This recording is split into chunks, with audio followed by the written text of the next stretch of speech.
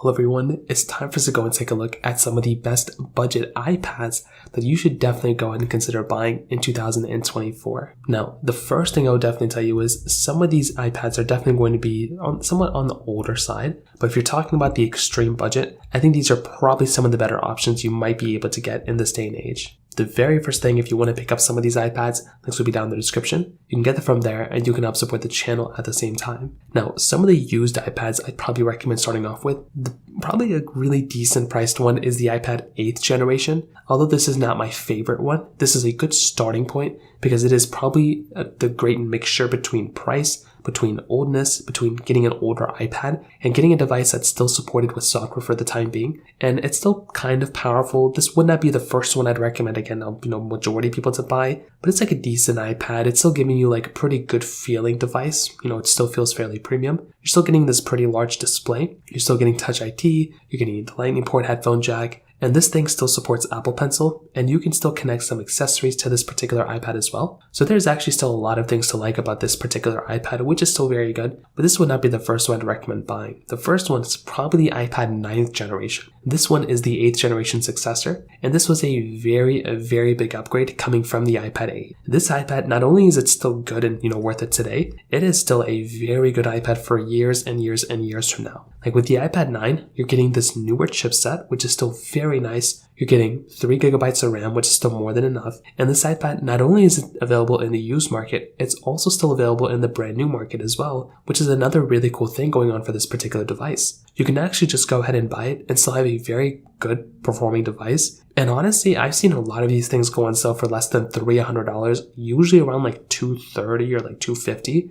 in the used market at like Best Buy and stuff like that. But you can also get it even cheaper than that in the used market if you look very closely. So that's like another really cool thing going on for this particular iPad as well. And this is probably one of my most favorite budget iPads to go and basically buy.